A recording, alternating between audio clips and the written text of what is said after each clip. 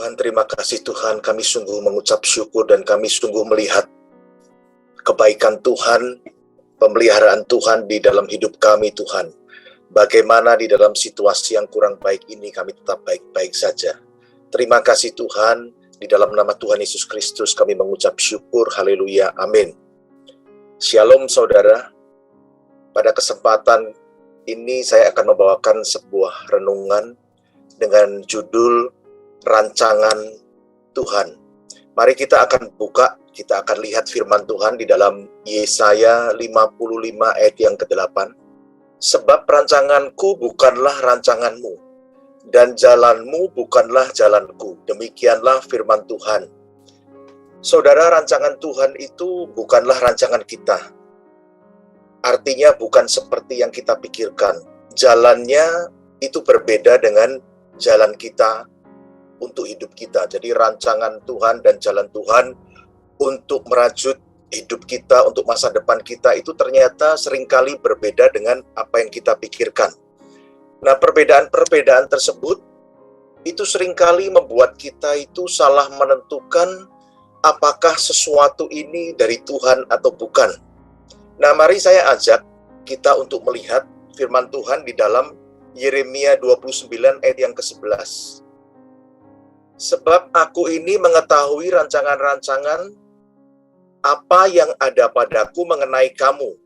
Demikianlah firman Tuhan, yaitu rancangan damai sejahtera dan bukan rancangan kecelakaan, untuk memberikan kepadamu hari depan yang penuh harapan.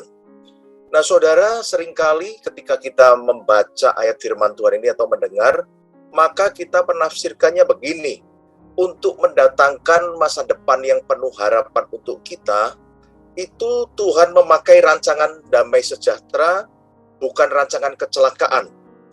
Dan akhirnya kita mulai menyimpulkan bahwa rancangan Tuhan atas hidup kita itu ditandai ketika semuanya itu lancar-lancar saja, saudara. Nggak ada kecelakaan sama sekali, nggak ada hambatan, nggak ada aral melintang, semua mulus, semua lancar, dan akhirnya kita menyimpulkan bahwa Tuhan bekerja dengan cara seperti itu. Nah, akhirnya apa, saudara? Seperti yang tadi saya bilang, bahwa hal-hal seperti ini seringkali membuat kita salah memutuskan sesuatu itu dari Tuhan atau tidak. Contoh begini, semua orang pasti bilang begini, kalau ini dari Tuhan, pasti deh kamu lihat deh, pasti lancar.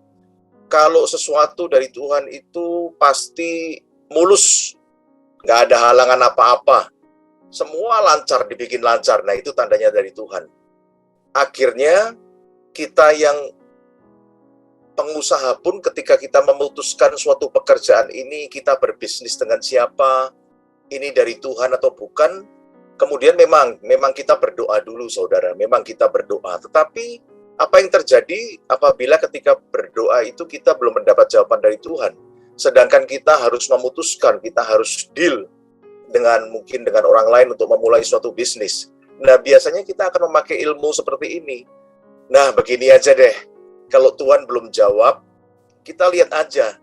Kalau memang prosesnya ini lancar, semua aman-aman, nggak ada halangan, ya, maka ini pasti dari Tuhan.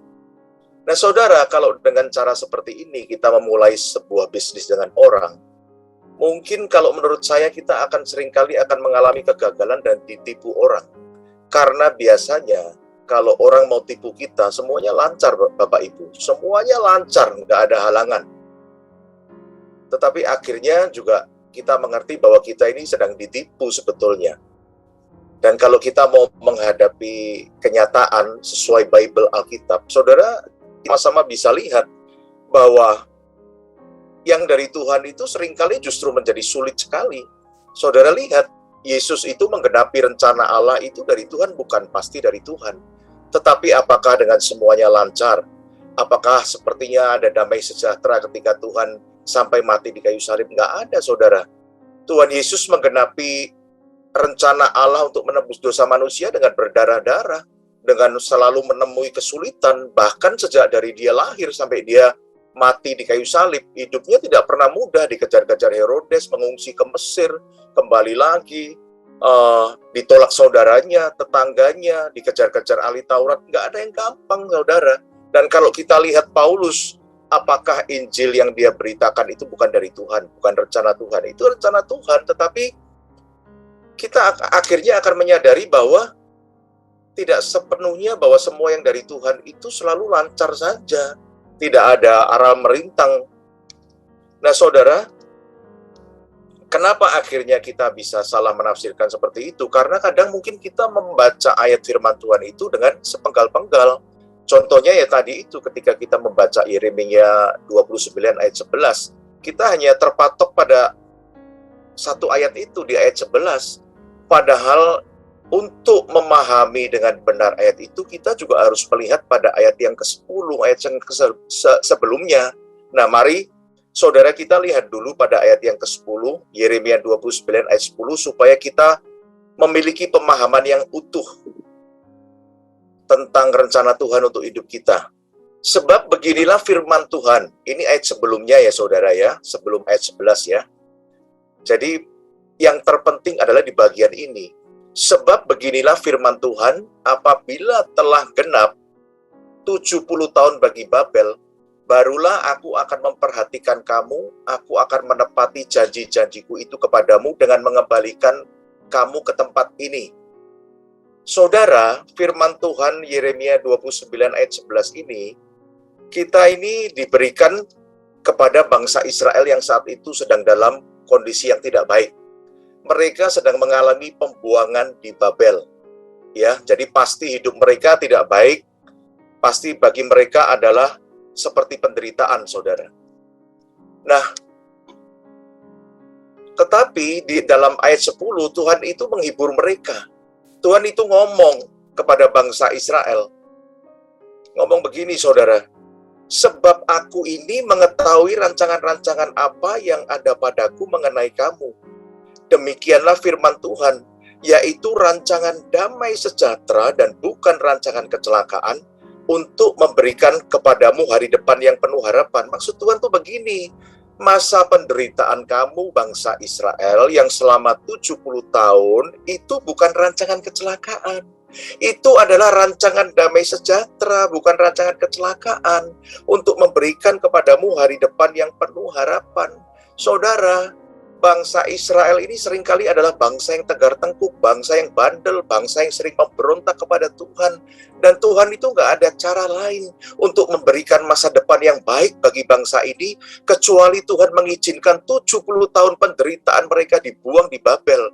Karena apa? Dengan ketika di dalam penderitaan itu mereka belajar bahwa selama ini mereka sudah memberontak, mendukakan hati Tuhan. Dan kalau dengan cara seperti ini mereka tidak akan punya masa depan yang baik. Dan Tuhan mengerti, untuk bangsa ini hanya jalan seperti inilah yang bisa dilakukan untuk mendatangkan masa depan yang baik untuk bangsa Israel ini. Supaya apa? Supaya mereka ini bertobat, saudara. Nggak ada jalan lain, saudara. Nah, bagaimana kita melihat kenyataan seperti ini? Ternyata yang dimaksud Tuhan itu adalah bahwa kesulitan-kesulitan mereka di Babel itu bukan rancangan kecelakaan. Itu adalah justru rancangan damai sejahtera. Itu justru adalah jalan Tuhan, rancangan Tuhan untuk masa depan bangsa Israel ini, saudara. Nah, kita akan lebih mudah untuk memahami hal ini bahwa rancangan Tuhan bukan rancangan kita, jalan kita berbeda dengan jalannya adalah ketika kita melihat hidup Yusuf, saudara. Ketika Tuhan suatu malam memberikan visi kepada Yusuf bagaimana suatu hari dia akan menjadi seorang pemimpin, maka besoknya kita akan melihat bahwa cara kerja Tuhan untuk mendatangkan masa depan yang baik bagi Yusuf, untuk membuat dia menjadi seorang pemimpin, orang nomor 2 di Mesir, itu sangat berbeda dengan Yeremia 29 ayat 11 tadi, saudara, kalau kita baca tidak utuh begitu. Karena apa? Karena ketika Tuhan memberikan visi bahwa Yusuf itu akan jadi pemimpin, maka hidupnya itu justru berbeda. Hidupnya itu justru jauh dari yang namanya kelancaran, saudara. Saudara lihat, kita sama-sama tahu bagaimana dia dimasukkan ke dalam sumur, kerja di istana Potifar, dan malah yang parah kalau kita menjadi Yusuf atau Yusuf saat itu, mungkin dia berpikir, dia akan membaca Yeremia 29 ayat 11 dengan cara seperti ini, saudara. Sebab aku ini mengetahui rancangan-rancangan apa yang ada padaku mengenai kamu, demikianlah firman Tuhan, yaitu bukan rancangan damai sejahtera, tetapi rancangan kecelakaan untuk memberikan kepadamu hari depan yang tidak ada harapan, saudara. Bagaimana Yusuf punya harapan, saudara? Hari pertama masuk sumur, hari kemudian selanjutnya sampai dia ada di dalam penjara. Bagaimana dia bisa memahami bahwa itu adalah cara Tuhan, rancangan Tuhan untuk mendatangkan masa depan yang penuh harapan untuk dia. Dan saudara boleh lihat bagaimana Tuhan memakai jalan dan rancangan yang berbeda dengan pikiran kita. Mungkin begini saudara, kalau kita jadi Yusuf atau Yusuf sendiri ketika mendapatkan mimpi itu, mungkin yang ada dalam benak Yusuf dan pikiran kita adalah begini nih. Waduh, aku akan jadi seorang pemimpin nih. Wah, kalau ini rancangan dari Tuhan, pasti semuanya akan mulus ini. Semuanya akan diperlancar, semuanya akan gampang nih. Waduh, aku habis ini lulus SMA, aku akan jadi kuliah. Terus setelah kuliah, aku akan sekolah yang lebih tinggi lagi untuk menjadi pegawai negeri. Aku akan jadi lurah, bupati, kemudian wali kota, kemudian menteri, dan akhirnya jadi Perdana Menteri, orang nomor 2 dalam kerajaan. Jadi menurut kita seringkali jalannya itu kalau dari Tuhan harus mulus, dari baik menjadi baik, dan seperti itu saudara. Nggak ada aral melintang, nggak ada kesulitan. Tetapi kita lihat sangat berbeda saudara. Justru banyak kesulitan di dalam hidup Yusuf. Ternyata Tuhan memang sedang memproses dia untuk menjadikan Yusuf adalah seorang pemimpin yang mempunyai karakter bagus, mempunyai sifat yang bagus sehingga nantinya akan mempermuliakan nama Tuhan. Saudara lihat, umur 17 dia masuk sumur, umur 28 dia masuk penjara Bapak Ibu. Jadi 12 tahun Yusuf ada di dalam satu hidup yang penuh, kalau saya bilang itu adalah penuh penderitaan. Jalan yang dilaluinya adalah bukan jalan yang baik, bukan rancangan damai sejahtera yang tidak ada kesulitan. Sepertinya hidupnya penuh dengan rancangan kecelakaan. Tetapi kita sama-sama mengerti saudara bahwa itu adalah cara Tuhan yang memang sampai hari ini pun kita sulit untuk memahaminya. Kita sulit untuk mengerti karena memang rancangan Tuhan itu selalu berbeda dengan rancangan kita. Saudara lihat, semakin dekat Yusuf itu mendapatkan masa depan yang baik, menjadi orang nomor 2 di Mesir, saudara lihat, jalan hidupnya itu semakin menurun, saudara. Dari anak kesayangan bapaknya menjadi seorang budak dan akhirnya menjadi seorang kriminal. Tetapi seringkali itulah cara Tuhan untuk membentuk masa depan kita yang penuh harapan. Oleh karena itu, pesan saya untuk kita semua, jikalau hari ini kita mengalami keadaan yang tidak baik dalam hidup kita, kita melihat sepertinya hidup kita ini penuh dengan rancangan kecelakaan, saya mau memastikan kepada Bapak Ibu dan kepada saya dan kepada kita semua, bahwa mungkin itu adalah jalan Tuhan, itu adalah rancangan Tuhan. Tuhan mengizinkan kita ada dalam kesulitan itu. Itulah jalan satu-satunya untuk membuat kita lebih dekat kepada Tuhan, kita bertobat dari hidup kita yang lama, dan Tuhan mengerti dengan cara seperti itulah kita akan memiliki masa depan yang penuh harapan. Firman Tuhan ini memberkati kita semua. Mari kita tundukkan kepala, kita akan berdoa. Bapa kami di dalam surga yang kami kenal dalam nama Tuhan Yesus, kami berdoa agar setiap kami mempunyai hati yang taat kepada firman Tuhan.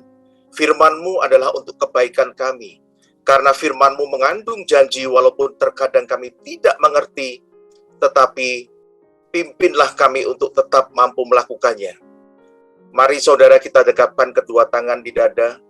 Jika saudara punya pergumulan, persoalan, tantangan di dalam karier, studi, keuangan, atau masalah keluarga, atau kesehatan apapun juga, termasuk perjodohan, biarlah berkat Tuhan turun ke atasmu dan kekuatan kasih Tuhan turun atasmu, dan percayalah Tuhan akan membukakan pintu-pintu berkat serta damai sejahtera Allah menaungimu senantiasa.